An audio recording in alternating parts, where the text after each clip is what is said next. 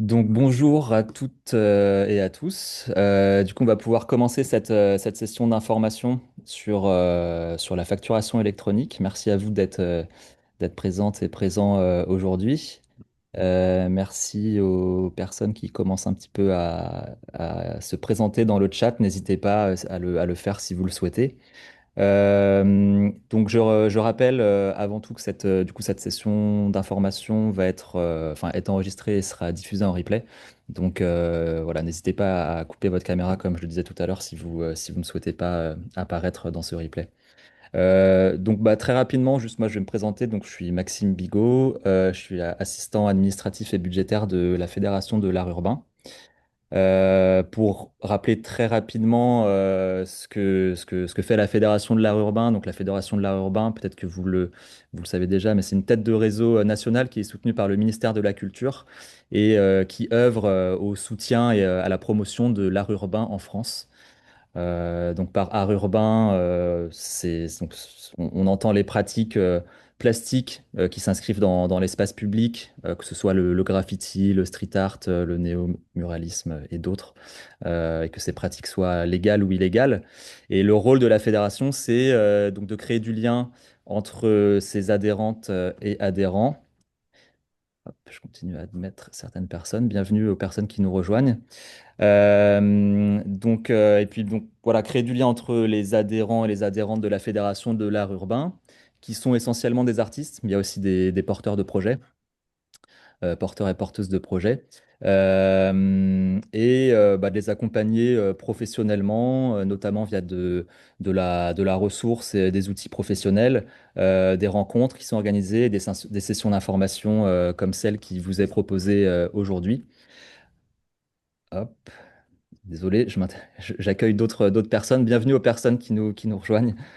Donc voilà, ça c'est pour ce qu'on fait. On est aussi là pour aussi valoriser les ressources qui sont existantes. À ce titre, je remercie aussi la Frappe et le CAP dont on valorise aussi certaines ressources sur notre site internet. Ouais. Si tu arrives à avoir Donc, des infos, tu leur dis ça, comme ça, Ouais, ça me je vais permet au faire un moins. petit message. alors, Je vais pardon, devoir te est-ce que vous laisser parce qu'il y a pouvez une vidéo qui couper commence vos pour les... micros? Hop. Ouais, pensez à couper votre micro, s'il vous plaît, vu que cette session d'information est enregistrée, si vous ne prenez pas la parole. Et donc, au fur et à mesure de cette session, vous pourrez poser vos questions en levant la main, ou bien poser vos questions dans le chat. Et ensuite, après un temps de présentation, on pourra répondre, échanger sur les questions que vous avez. Avant de commencer, ouais, je tiens quand même à remercier du coup chaleureusement Camille Triquet de la Fédération des réseaux et associations d'artistes plasticiennes et plasticiens et Brigitte Mouchel du comité pluridisciplinaire des artistes auteurs et des artistes autrices. Voilà, parce que c'est aussi l'idée de montrer que avec la Frappe et le CAP, la fédération, on fait aussi partie du même écosystème et on collabore dans nos missions. Et je tiens à remercier aussi Marie Duprieux, secrétaire au bureau de la Fédération de l'art urbain, qui est à l'initiative de cette session d'information et que je vais peut-être du coup laisser se présenter. Et après, Camille et Brigitte, vous pourrez si vous souhaitez aussi vous présenter.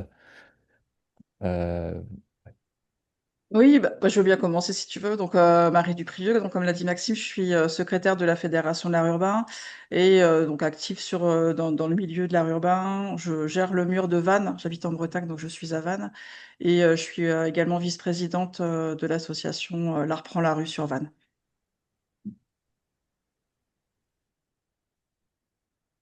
Merci Marie. Je me présente du coup Brigitte Mouchel, donc moi je suis artiste plasticienne, je suis adhérente du CAP et assez militante au CAP et je gère aussi une association en Bretagne qui s'appelle Méandre et mon association est adhérente de la Frappe, donc ça fait un peu plusieurs casquettes. Et, euh, et moi, je suis salariée à la Frappe depuis une bonne dizaine d'années maintenant et je m'occupe de l'information, de la ressource de manière générale et en partenariat notamment avec la Fédé de l'art urbain. Ok, bah du coup, bah merci encore à tout le monde d'être présent et présent. Donc la session va durer environ 1 heure. Après, il y aura un temps de présentation, ensuite un temps d'échange. Mais voilà, l'idée c'est que ça dure à peu près 1 heure. Et n'hésitez pas, comme je le disais tout à l'heure, à soit lever la main, soit à poser vos questions dans le chat et on les prendra en fonction, au fur et à mesure, ou bien dans ce second temps d'échange. Voilà, bah écoutez, bah, Camille et Brigitte, si vous voulez, je vous laisse la parole pour cette présentation. Alors, je vais essayer de partager mon écran puisque c'est moi qui ai les slides, mais là, je vois que j'ai pas la même chose que tout à l'heure, Maxime. Alors, attends, c'est un peu bizarre. Pourquoi il me demande ça? Non, c'est bon, pardon. Ça va mieux. Pas de souci. Voilà. Très bien, on voit. On voit? Ok, je le mets en mode lecture. Voilà. Et je te laisse la parole, Brigitte. Ouais. Donc l'idée, on a fait ces slides qui sont vraiment des résumés très très simplifiés pour, pour présenter de manière très synthétique cette réforme. Et notre idée, c'est de faire défiler ces slides. Je les commente un petit peu et vous gardez vos questions pour après. Vous les notez dans un coin ou vous les mettez sur le chat. Comme ça, on fait défiler toutes les slides. Et parce qu'en fait, vous aurez peut-être des réponses à vos questions dans la slide suivante. Voilà. Et en fait, on répondra à vos questions après, quand on aura fait défiler toutes les slides. Donc, notez bien au fur et à mesure si vous avez des questions.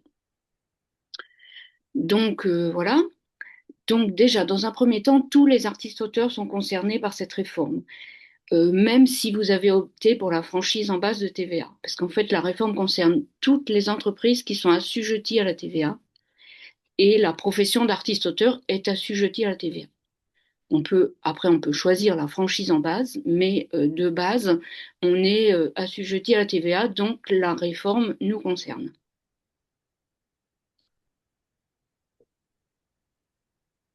Tu peux passer à la suivante, Camille? Ah oui, ça y est. Donc, tous les artistes auteurs sont concernés. Donc, cette réforme sur la facturation, elle consiste à émettre et recevoir des factures par l'intermédiaire d'une plateforme agréée. Ça, c'est vraiment la base. Émettre et recevoir des factures par l'intermédiaire d'une plateforme agréée. Donc, émettre des factures, c'est quand on a des recettes et recevoir des factures, c'est quand on fait ses achats. Ça va se passer en 2 étapes. Une étape au 1er septembre 2026, donc très bientôt, et une autre au 1er septembre 2027. La première étape, 1er septembre 2026, consiste à l'obligation de s'inscrire sur une plateforme agréée de son choix. Il y en a plus d'une centaine qui sont agréées par le gouvernement. Certaines proposent une inscription gratuite. Alors attention, ce sont des prestataires privés qui peuvent proposer aussi d'autres services, donc des gestions de factures, de la comptabilité, de la banque, etc. Donc comme ce sont des prestataires privés, elles vont avoir tendance à vous proposer un tas de choses dont vous n'avez pas forcément besoin, avec des propositions alléchantes, d'autres services, etc. Mais il y en a certaines qui proposent une inscription gratuite et on peut vraiment se limiter à ça. Donc là, au 1er septembre 2026, la réforme concerne la réception des factures. Donc quand vous recevez des factures suite à vos achats. Cette réforme sur la réception des factures sera complétée au 1er septembre 2027. Donc au 1er septembre 2026, c'est une première étape. Pour les artistes-auteurs qui déclarent leurs revenus en micro-BNC au forfait, rien ne change. Rien ne change. De toute façon, on n'a pas nécessité à conserver ces factures d'achat, donc ça ne change rien. Pour les artistes-auteurs qui déclarent leurs revenus en déclaration contrôlée, ce qu'on appelle aussi le réel, vous recevrez vos factures d'achat à travers la plateforme agréée. Donc vous n'aurez plus de facture, le commerçant ne vous donnera plus la facture, ça vous sera envoyé par l'intermédiaire de votre plateforme agréée. Donc au 1er septembre 2026, ça ne concernera pour le moment que les fournisseurs qui ont plus de 250 salariés, donc les gros commerçants. Et au 1er septembre 2027, ça s'élargira à tous les fournisseurs. Alors, pour ce qui concerne les recettes, donc l'émission des factures, donc ça, la réforme se mettra en place qu'au 1er septembre 2027. Il n'y aura pas de différence entre les artistes-auteurs qui sont en micro-BNC, c'est-à-dire au forfait, et ceux qui sont en déclaration contrôlée, c'est-à-dire au réel. La réforme s'appliquera de la même manière. Vous serez obligé de passer par la plateforme agréée pour l'émission de vos factures. Et ça concernera simplement vos clients ou fournisseurs qui sont assujettis à la TVA, puisque les autres n'auront pas de plateforme agréée. C'est seulement ceux qui sont assujettis à la TVA qui ont une plateforme agréée. Par contre, pour toutes vos autres factures que vous ferez auprès de diffuseurs de clients qui ne sont pas assujettis à la TVA et qui n'ont donc pas de plateforme agréée, vous serez dans l'obligation de reporter quand même sur la plateforme ces factures par le système de e-reporting.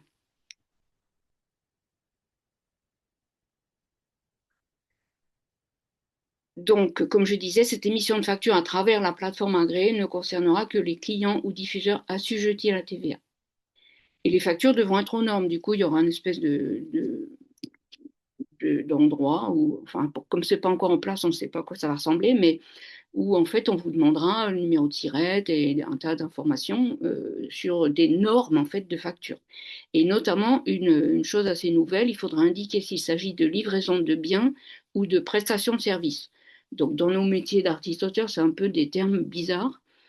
Et en fait, de manière fiscale, toutes les ventes d'œuvres sont qualifiées de livraison de biens et toutes les cessions de droits d'auteur et les honoraires sont qualifiées de prestations de services.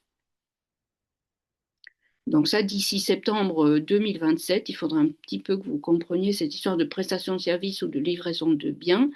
Et il y a un article du CAP qui a été fait précisément sur ce sujet. Alors, pour ce qui concerne l'émission de facture, donc les recettes, cette émission de facture ne se fera pas à travers la plateforme agréée pour les particuliers qui n'ont pas de plateforme agréée, qui ne sont pas assujettis à la TVA, les associations sans but lucratif qui n'ont pas de plateforme agréée, qui ne sont pas assujettis à la TVA, et les structures qui ne sont pas établies sur le territoire français. Mais on aura quand même l'obligation de déclarer régulièrement ces recettes-là sur la plateforme agréée sous forme de e-reporting. Et on a appris aussi que la fréquence de transmission des données en e-reporting va dépendre en fait de comment vous êtes assujetti à la TVA. Donc si vous êtes en franchise en base de TVA, ce sera tous les 2 mois qu'il faudra faire ce e-reporting. Sinon, ce sera tous les mois pour tous ceux qui sont assujettis à la TVA. Donc toujours pour ce qui concerne l'émission des factures, elle ne concerne pas non plus les opérations hors champ d'application de la TVA. C'est-à-dire que nous, dans notre régime d'artiste-auteur, il y a des opérations pour lesquelles on est rémunéré qui ne sont pas assujetties à la TVA. C'est-à-dire, en gros, toutes les recettes sans contrepartie, les allocations sans contrepartie, les aides à caractère social, les aides à la création, aides à l'installation, aides à l'écriture, les bourses de création, bourses de recherche, bourses de résidence, les recettes issues de la recherche de financement participatif sans contrepartie, les dons volontaires, les remises d'un prix ou d'une récompense pour son œuvre, les indemnités forfaitaires. C'est pareil, il y a un article du CAP qui concerne exactement ce sujet-là et qui peut être consulté. Alors, il y a des petites questions sur le pass culture, on ne sait pas encore trop bien comment ça marche, puisqu'en fait, quand on travaille avec cette plateforme pass culture, on n'a pas de facture. Donc, on ne sait pas trop ce qui va se passer à cet endroit-là. Et pour Chorus Pro, quand vous passiez par la plateforme Chorus Pro pour émettre des factures auprès du secteur public, État, collectivités territoriales, hôpitaux, établissements publics, médiathèques par exemple, on aura le choix de passer toujours par la plateforme Chorus Pro ou alors par sa propre plateforme, celle qu'on aura choisie. Enfin, tout ça, ce sera au 1er septembre 2027, donc il y a peut-être des choses qui vont se préciser d'ici là. Alors, il y a un article du CAP qui explique tout ce que je viens de vous expliquer avec beaucoup de détails et de précisions. Vous pouvez le consulter, c'est libre, même si vous n'êtes pas adhérent du CAP. Alors, maintenant, pour ce qui concerne les associations loi 1901, parce qu'il y a quand même beaucoup d'artistes-auteurs qui travaillent avec des associations loi 1901. Comme les associations loi 1901 ne sont pas assujetties à la TVA, elles n'ont pas de plateforme, elles ne sont pas dans l'obligation de s'inscrire sur une plateforme électronique, donc elles ne sont pas concernées par cette facturation électronique. Et dans ce cas, on continuera à travailler avec elles comme d'habitude, avec des factures qu'on leur enverra directement par mail ou sur papier ou n'importe. Donc ça concerne les associations qui ne sont pas à but lucratif. Certaines associations ont des activités à but lucratif, donc plus ou moins en grande partie ou juste pour une petite partie.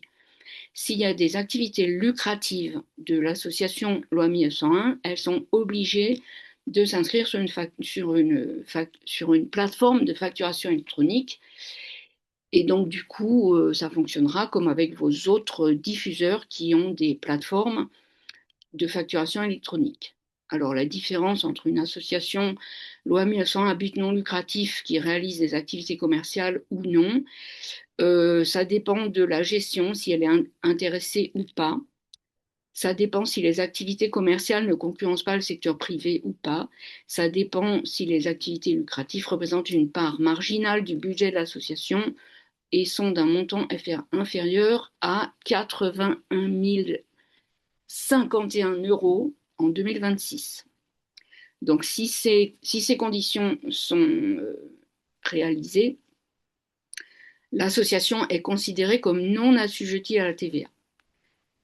Par contre, si ces conditions ne sont pas suffisantes, elle est considérée comme assujettie à la TVA et donc elle doit s'inscrire sur une plateforme électronique.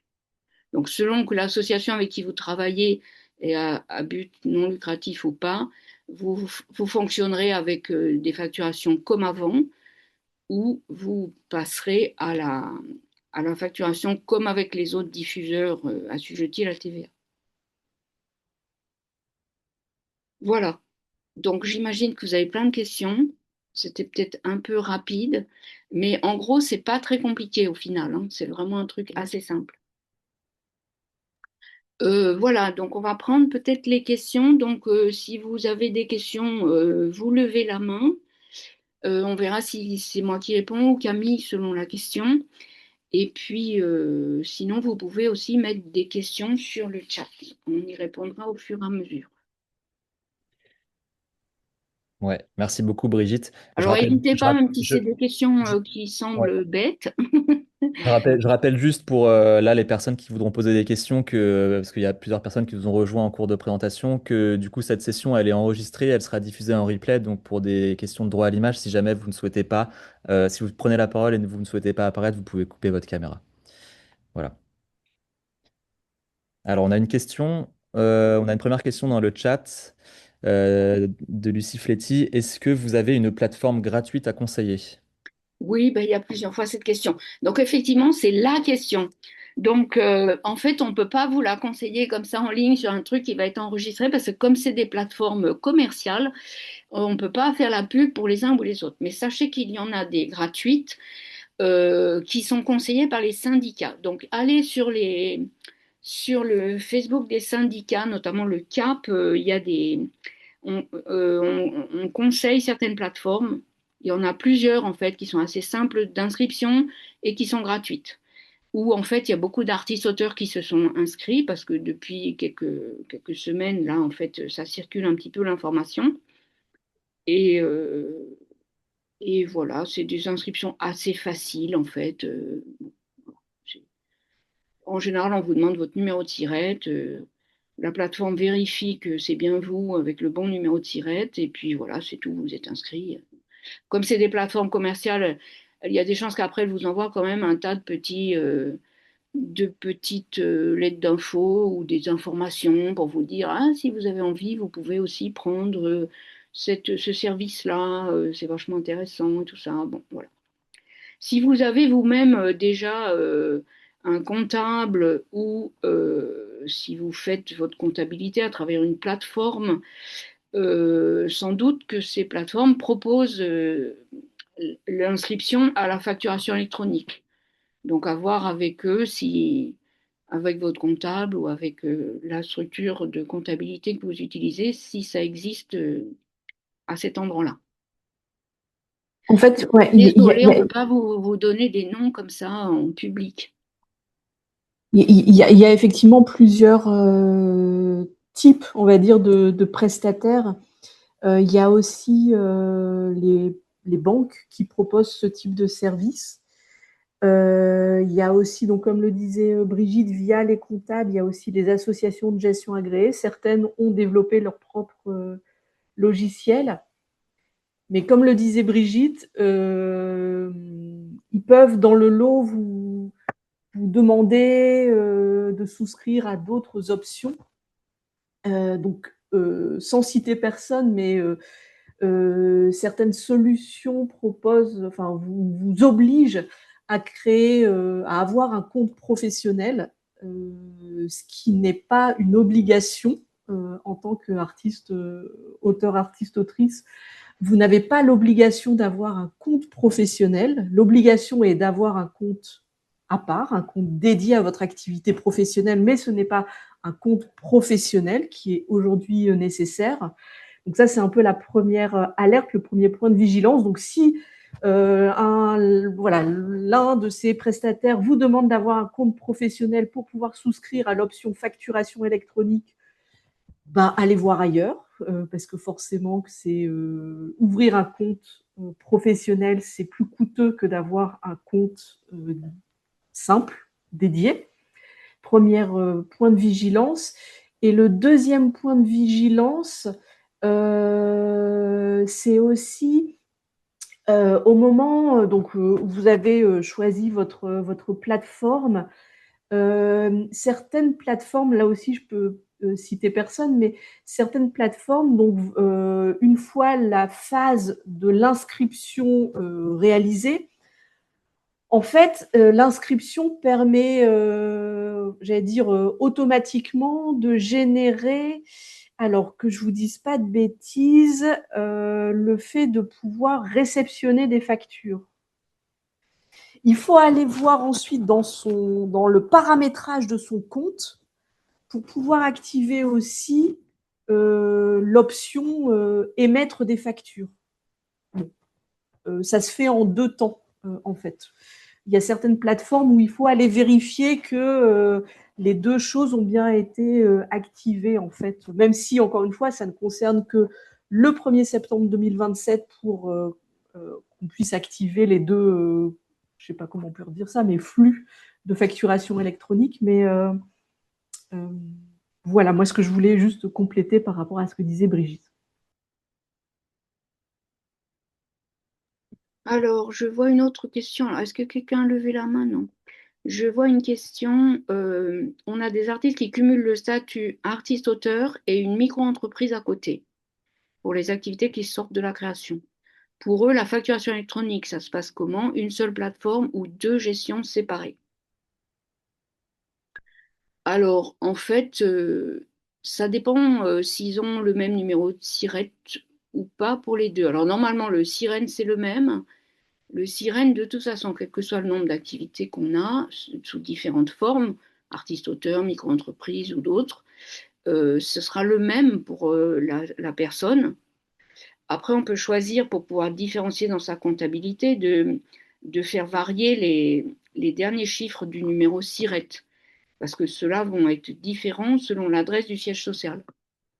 Donc, soit l'artiste a 2 SIRET différents, et dans ces cas-là, c'est peut-être mieux qu'il ait 2 plateformes, qu'il s'inscrive sur 2 plateformes avec ces 2 numéros de SIRET différents. Soit il a le même numéro de SIRET et jusque-là, il gère sa compta en se débrouillant, en mettant les factures du bon côté quand il fait sa comptabilité. Et dans ces cas-là, il peut faire la même chose avec une seule plateforme. il se débrouille, il gère, il met après dans les cases comme il veut.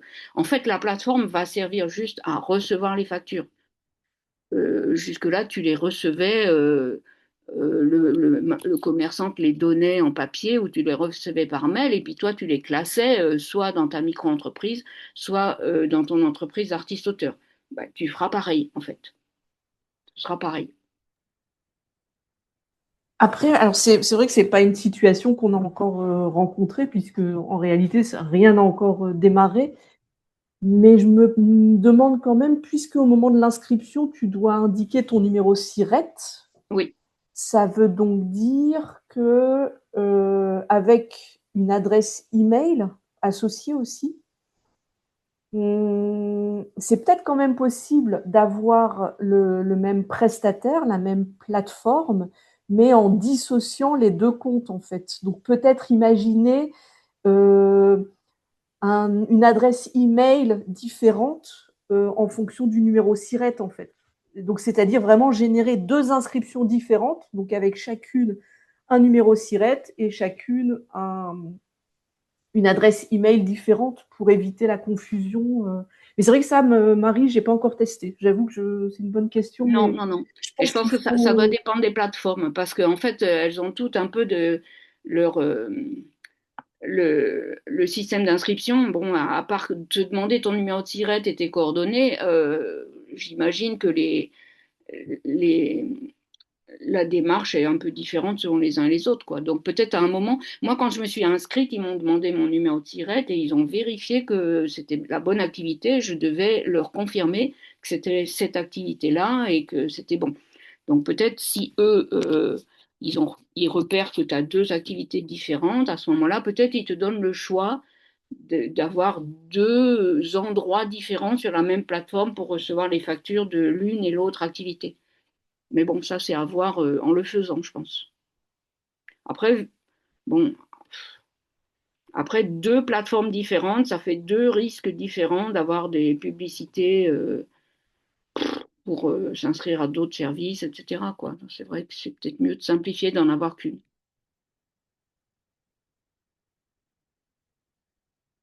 Mais ça, on verra à l'usage, hein, parce qu'il va y avoir plein de bugs, hein, je pense. Déjà, normalement, on est censé s'inscrire tous au 1er septembre 2026, mais il y a beaucoup de... Parce que ça concerne toutes les entreprises de France. Donc, c'est énorme. Euh, donc, on pense que toutes les petites, notamment tous les micro-entrepreneurs et les artistes-auteurs, vont peut-être pas être au courant tout de suite, on vont peut-être pas trop savoir. Donc, à mon avis, il va y avoir un petit temps de souplesse et que le 1er septembre 2026, on ne va pas tout de suite vous mettre une amende si vous n'êtes pas tout à fait inscrit comme il faut.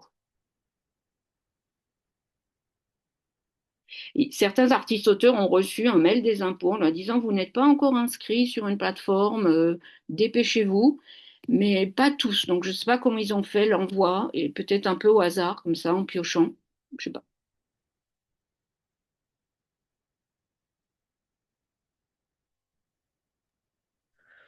Merci pour ces réponses à ces premières questions. Est-ce qu'il y a d'autres questions? Alors, il y a une autre question. Il y a plusieurs questions. Comment déclare-t-on sa plateforme aux impôts? Alors ça, il n'y a pas besoin. En fait, on ne sait pas comment ça va se passer, mais bon, exemple, tu vas acheter des crayons ou je ne sais pas ce que tu as besoin au Géant des Beaux-Arts. Donc le Géant des Beaux-Arts, c'est une grosse boîte et donc elle va tout de suite être concernée par la réforme. Donc le Géant des Beaux-Arts, tu arrives chez lui, tu lui dis voilà, je veux acheter, je suis professionnel, voilà mon numéro de SIRET. Et donc, le géant des beaux-arts va passer par sa plateforme à lui, et après, ça va passer dans ta plateforme à toi. Tu vas recevoir ta facture par l'intermédiaire de sa plateforme à lui.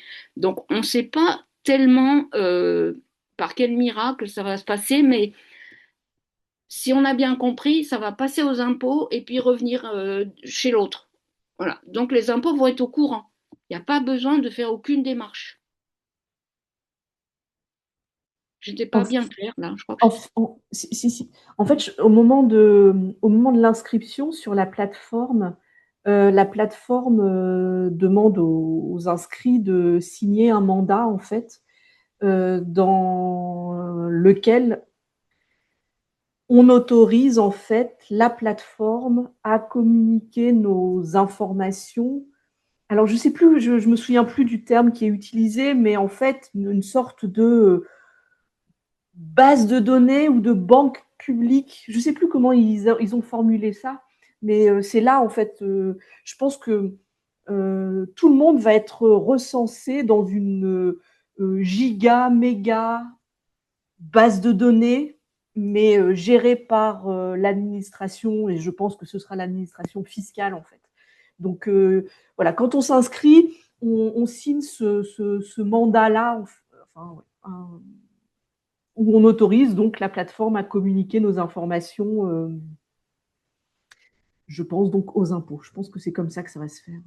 Oui, donc en fait, il n'y a pas besoin de les prévenir. Ça se fera par l'intermédiaire de la plateforme. Pas besoin de prévenir les impôts. Non, non.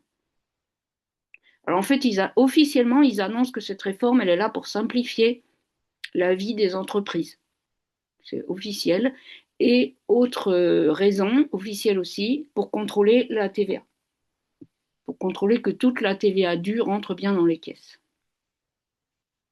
Et donc, amende, effectivement, il y aura une amende de 500 euros, puis 1000 euros en cas de persistance. Donc là, je ne sais pas à quel moment ils vont, comment ça va se passer, ça.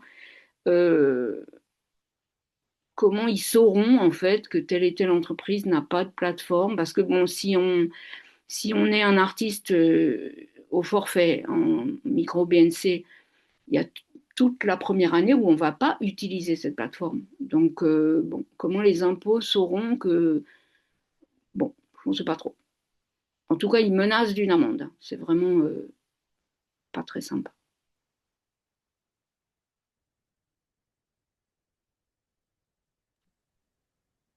Est-ce qu'il y a d'autres questions?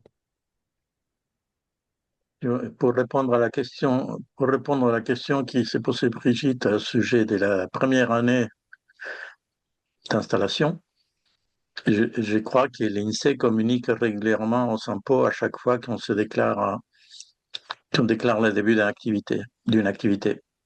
Oui, ça oui. Ça oui, ça c'est sûr. Les impôts connaissent l'entreprise et savent qu'on a un numéro de SIRET, enfin, etc. Ça c'est sûr. Mais savoir si on s'est inscrit sur une plateforme ou pas, bon, si on s'y est inscrit, les impôts le sauront, puisqu'il y a cette espèce de, de géante plateforme qui va recenser tout le monde. Mais on n'a pas de démarche à faire spécialement. Ça va se faire tout seul. Par contre, comment ils sauront qu'on ne s'est pas inscrit, ça, je ne sais pas. Peut-être ils vont piocher au hasard, ils vont vérifier. Enfin, je ne sais pas. À mon avis, ça va mettre du temps quand même. Ça va être un truc gigantesque, un gros pataquès informatique qui va sûrement bugger à plein d'endroits. Mais bon. Alors, comment ça se passe pour une vente à un client hors de France? Alors, donc, de toute façon, les ventes, ce sera que septembre 2027 hein, pour les ventes. Euh, Bah, pour un client hors de France, ça se passera. Alors peut-être tu sais mieux Camille que moi, mais ça se passera comme quand vous avez besoin de vous occuper de la TVA pour un client qui est hors de France. Il y a des passages particuliers qui ne sont pas les mêmes que quand ton client est en France. Et donc là, le client hors de France, de toute façon, il n'aura pas de plateforme électronique. Donc on fera comme d'habitude. Et c'est là qu'il faudra que tu fasses un e-reporting. C'est-à-dire, il y aura un endroit sur ta plateforme électronique, ta plateforme agréée de facturation électronique, où tu vas devoir reporter toutes les factures qui n'auront pas pu passer par la facturation électronique, notamment quand tu émettras une facture pour un client hors de France.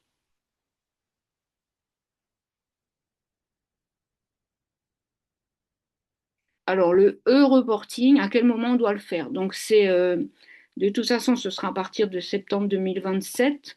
Donc, je pense qu'on aura des informations complémentaires. À ce jour, À ce jour, ce qui est indiqué, c'est que ce sera tous les mois ou tous les 2 mois. Ce sera tous les mois si tu es assujetti à la TVA. Ce sera les 2 mois si tu as choisi la franchise de base de TVA. Et à ce moment-là, il faudra que tu mettes dans le e-reporting toutes les factures qui ne seront pas passées par la plateforme, c'est-à-dire toutes les factures qui sont faites auprès de clients ou de structures qui ne sont pas assujetties à la TVA. Donc, les associations loi 1901 à but non lucratif, les particuliers et les structures hors de France.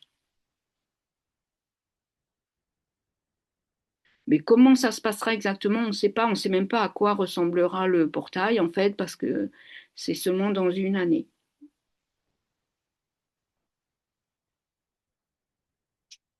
Ça va nous obliger ça va nous obliger à reporter toutes nos factures, toutes nos recettes régulièrement, alors que jusqu'à présent,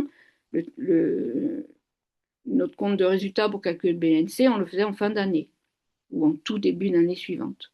Et après, du coup, ça me fait penser, Brigitte, donc une info qui a toujours été vraie, en tant qu'artiste-auteur, auteurice, votre compta, en fait, elle est déterminée par la date à laquelle la recette arrive sur votre compte bancaire et non pas la date de la facture.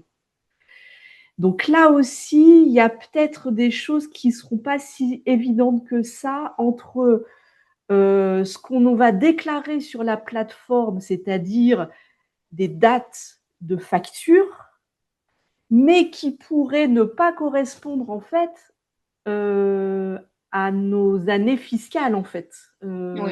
Oui. Parce que On peut très bien avoir une facture en décembre et n'être payé voilà. qu'en janvier de l'année d'après. Donc effectivement, comment ça va se passer, je ne sais pas.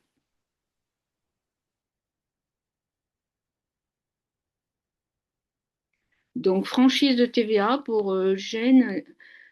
Tu savais pas que ça existait la franchise de TVA?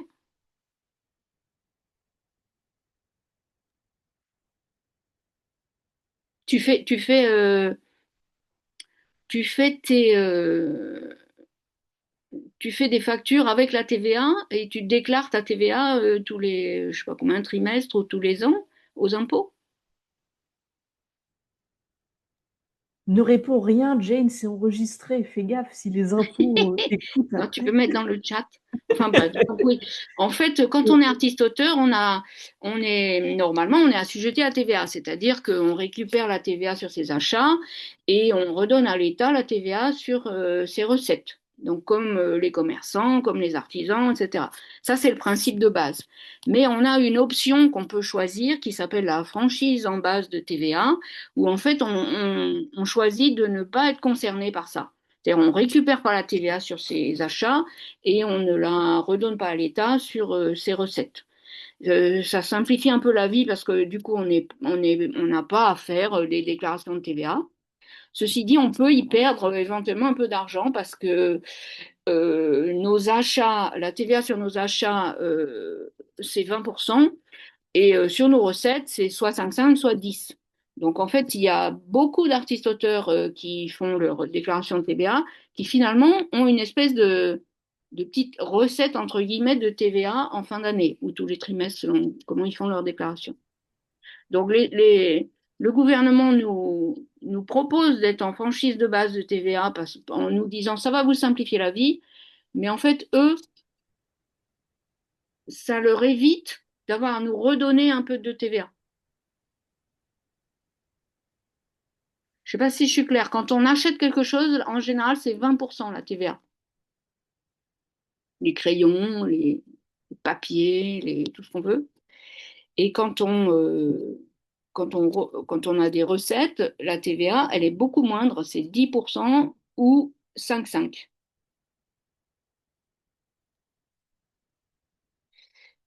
Et en fait, ouais, cette histoire de TVA, donc là aussi, je pense que ça fait partie des informations qu'il faut fournir au moment de l'inscription sur la plateforme. certaines plateformes demandent est-ce que êtes-vous, ouais, c'est ça. Est-ce que vous êtes assujetti à la TVA, oui ou non? Et si non, ils demandent la raison pour laquelle on n'est pas assujetti à la TVA. Et donc là, il y a l'une La des franchise en base, réponses, ouais. voilà, l'une des réponses possibles, c'est parce que notre activité, enfin nos recettes sont en dessous du seuil de franchise, enfin, qui est aux alentours de 50 000 euros de chiffre d'affaires par an, en fait, pour ne pas être assujetti à la TVA de manière, voilà. Ceci Donc, dit, quand on est en dessous de ce seuil-là, on peut quand même faire le choix de d'être assujetti à la passer, TVA. voilà, d'être assujetti si on veut. Voilà, ça dépend des personnes. Donc il y a une remarque, ça ne me simplifie pas du tout la vie. Effectivement, le gouvernement a décidé que ça allait nous simplifier la vie. En fait, ceux qui sont en micro-BNC, donc qui font leur comptabilité au forfait, ça va presque rien leur changer.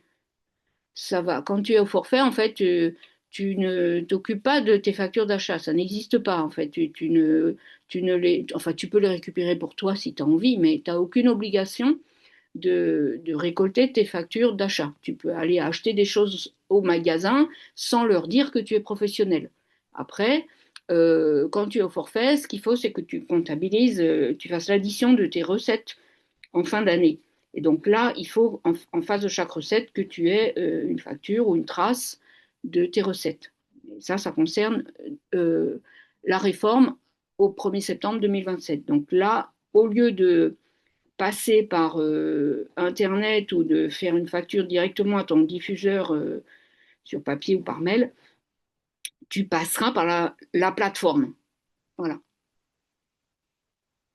Et il y a le e-reporting qui quand même est un truc un peu lourdingue, je trouve. Mais bon, voilà.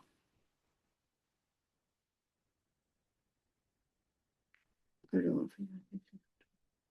oui, la facturation électronique sert surtout à l'État pour lutter contre la fraude à la TVA. Exactement, ça c'est sûr. Ça c'est même, ils le déclarent officiellement. Ouais, ouais. Ça c'est vrai. Ouais.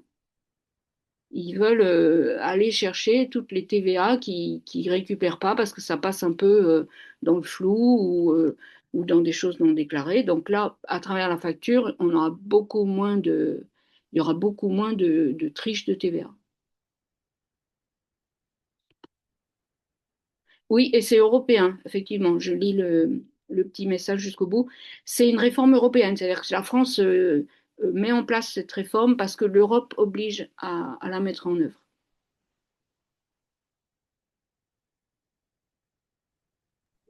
Donc là, je pense qu'il ne faut pas trop s'inquiéter pour 2020, 1er septembre 2026. Il faut trouver une plateforme pour s'inscrire gratuitement et, et puis voir venir tranquillement. Au début, ça va concerner que les gros commerçants chez qui vous faites des achats. Normalement, eux sont au courant. Donc, si vous arrivez au magasin en disant, moi, je suis professionnel, j'ai une plateforme agréée, comment ça se passe? Ils vont vous dire, bah, donnez-nous votre numéro de SIRET, c'est tout. Et ça va arriver sur votre plateforme directement un jour ou l'autre. En gros, c'est ça, hein. Voilà, 2027, ça va être un petit peu plus, au 1er septembre 2027, ça risque d'être un petit peu plus complexe. Mais je pense que d'ici là, on aura peut-être des informations plus précises. Et puis les plateformes, elles ont, enfin ça dépend lesquelles, mais elles sont dans le même flou que nous, c'est-à-dire que je pense qu'elles vont aussi informer les gens qui auront adhéré à la plateforme au fil de l'année sur ce qui va se passer.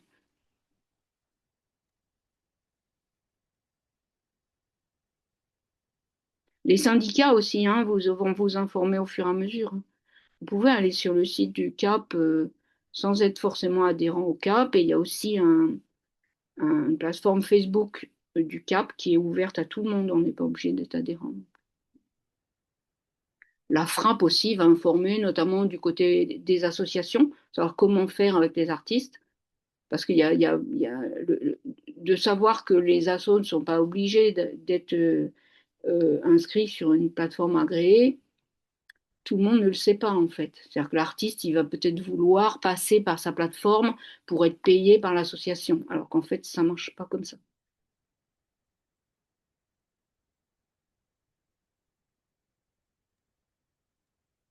Et puis aussi, on pourra vous donner rendez-vous le 18 août 2027.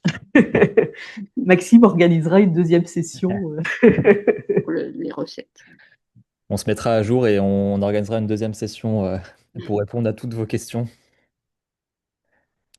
Est-ce qu'il y a d'autres questions par rapport à cette présentation qui est déjà très complète, très intéressante, avec des informations à date du 18 août 2026, on le précise du coup.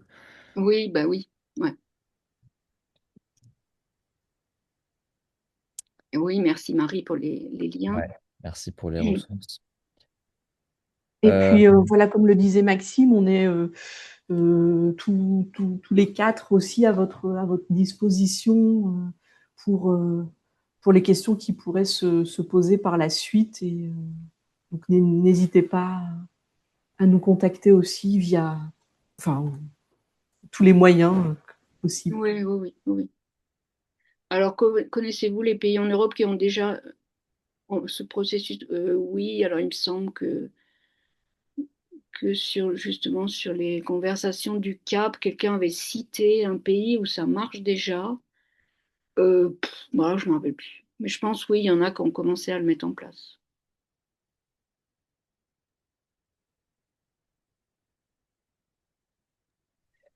alors, il y a une question pour savoir si le slide est mis à disposition pour partager aux autres artistes de l'association ou seulement par visio. Vous pouvez, si vous le souhaitez, vous pouvez enfin, nous contacter, me contacter. Je vais mettre mon adresse mail dans le chat. Et ensuite, on verra s'il y a besoin, avec Camille et Brigitte, s'il y a besoin de mettre à jour ce slide. Et dans un second temps, je pourrais vous le communiquer si vous le souhaitez. Donc, je vous mets mon adresse dans le chat pour m'écrire directement. Oui, en fait, on va peut-être un petit peu le rectifier en fonction des questions qu'il y a eu ce midi. Mais sinon, très vite, on pourra vous le mettre à disposition. Je pense qu'on ne va pas tellement modifier.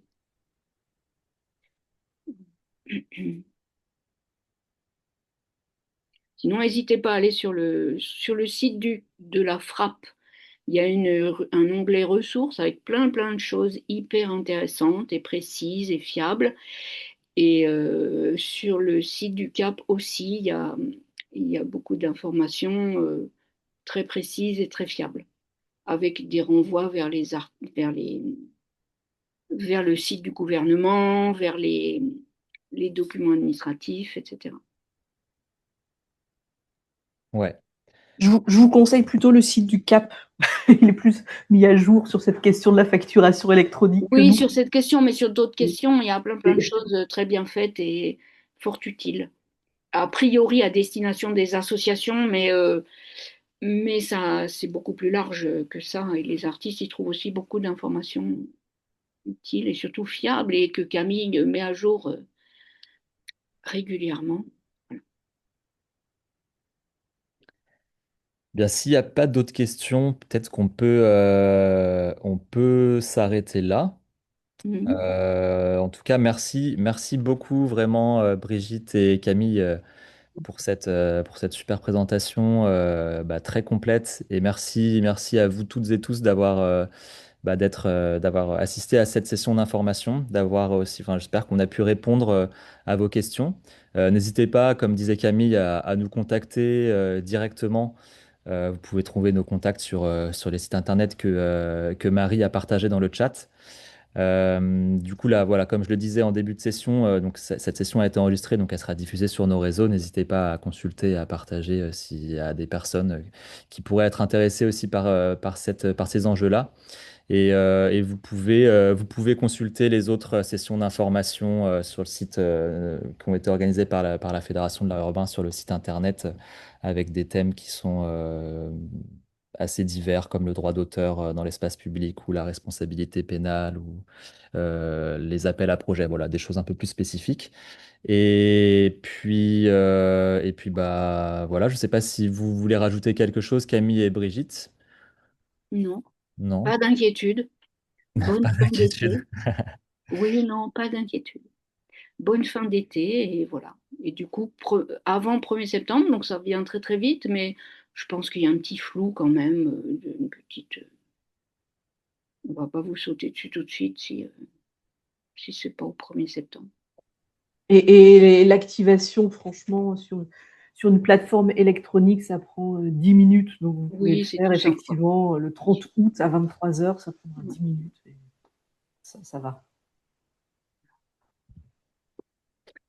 Super. Bon bah merci, Mais de rien. merci beaucoup à toutes et tous. Et puis bah, on vous souhaite un bon passage à la facturation électronique et une belle fin d'été à tout le monde.